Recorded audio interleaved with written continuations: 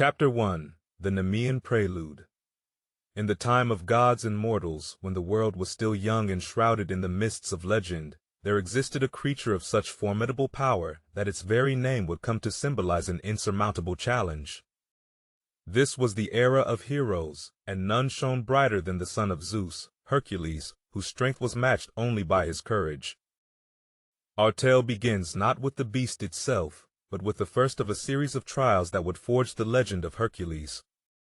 The Nemean Prelude, as it came to be known, was the hero's inaugural labor, a task that would set the stage for his ultimate confrontation with the dreaded Lernaean Hydra.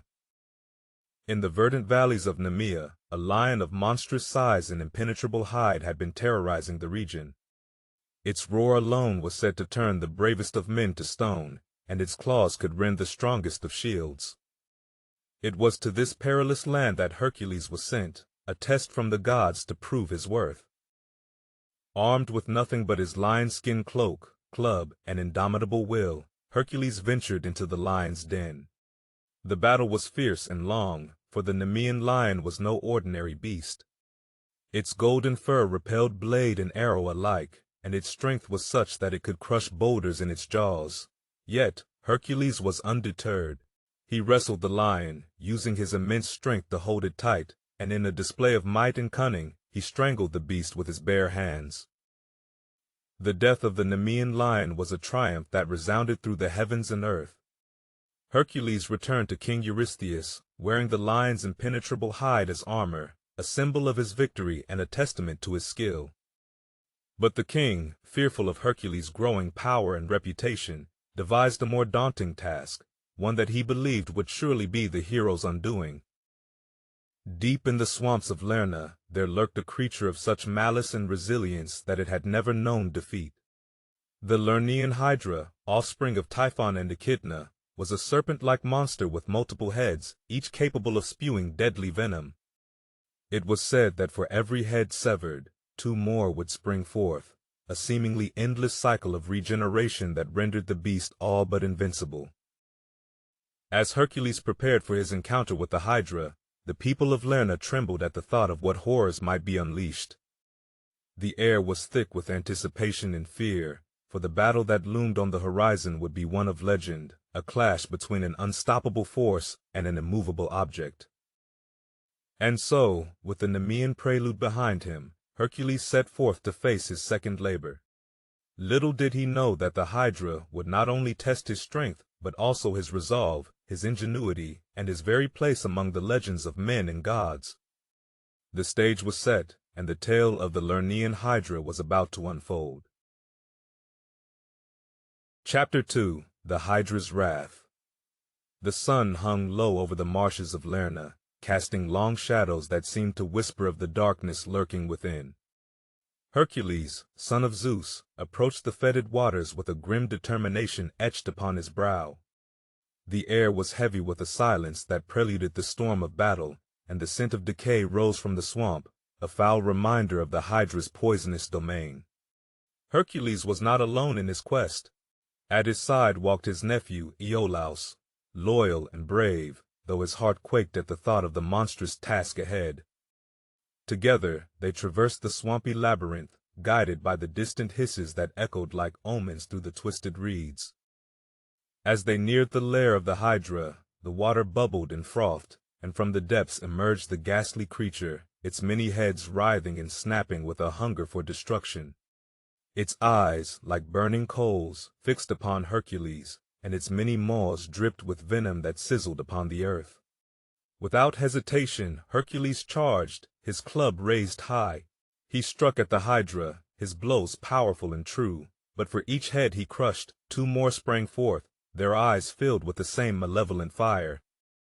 The air was thick with the stench of poison, and the ground became slick with the blood of the beast, yet still it grew stronger, its wrath undiminished.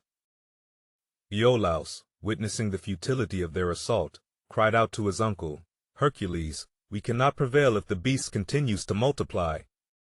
But Hercules, locked in combat with the undying serpent, could find no respite to devise a plan. It was then that Athena, goddess of wisdom and war, took pity on the hero's plight. She appeared before Iolaus, her armor gleaming in the dying light, and bestowed upon him a flaming torch. "Use the fire to cauterize the wounds," she instructed, her voice as clear as the clang of steel. "Prevent the heads from regenerating, and victory shall be within your grasp." With newfound hope, Iolaus took the torch, and, with precise timing, seared the neck stumps as Hercules felled each head. The scent of burning flesh filled the air, but it was the smell of triumph over the Hydra's wrath. The creature writhed and screamed, its power waning with each head that could not return. At last, only one head remained, the immortal head, which Hercules swiftly severed with a golden sword given to him by Athena. He buried it deep beneath a rock, ensuring it would never rise again. The body of the Hydra lay defeated, its threat to the world ended by the might and cunning of Hercules and the timely aid of Iolaus. The marshes of Lerna were silent once more, save for the heavy breaths of the victorious heroes. Hercules had completed his second labor, but the Hydra's wrath had taught him a valuable lesson, that brute strength alone was not enough to overcome the trials set by the gods. It was through wisdom, teamwork, and the favor of the divine that true heroism was forged. As Hercules and Iolaus left the swamp behind, the legend of their victory spread far and wide, a tale of courage in the face of insurmountable odds. But the path of a hero is never easy, and many more labors awaited the Son of Zeus, each destined to become a legend in its own right. Beneath the heavens, where the tapestry of stars tells tales of valor, the Son of Zeus stood tall, his shadow stretching across the land, a monument to his indomitable spirit. The Lernaean Hydra, a creature of nightmares, lay vanquished at his feet, its dark legacy extinguished by the light of heroism.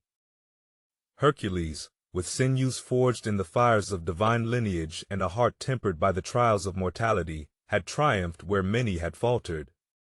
The marshes of Lerna, once a place of despair, now whispered his name with reverence, for he had cleansed their waters with the blood of the Hydra. The gods themselves, who watched from their lofty abodes, could not help but nod in approval, for Hercules had displayed a prowess that transcended mere strength. He had woven wisdom, courage, and the bonds of kinship into a shield against the impossible, a testament to his place among the stars. As the echoes of his victory resonated through the ages, mothers would tell their children of the day when the earth shook under the weight of a hero's resolve. Poets would sing of the flames that danced at the edge of Iolaus's torch, a beacon of hope in the face of relentless darkness. And so, the legend of Hercules grew, each labor a thread in the grand tapestry of myth. The Son of Zeus had become more than a man. He had become a symbol of the enduring human spirit, a beacon for all who face their own hydras, their own insurmountable challenges. For in the heart of every mortal lies the potential for greatness, the ability to rise above the fates and grasp the stars. And in the tale of Hercules and the Lernaean Hydra, we find the courage to wield our own torches against the dark, to fight, to persevere, and ultimately to triumph.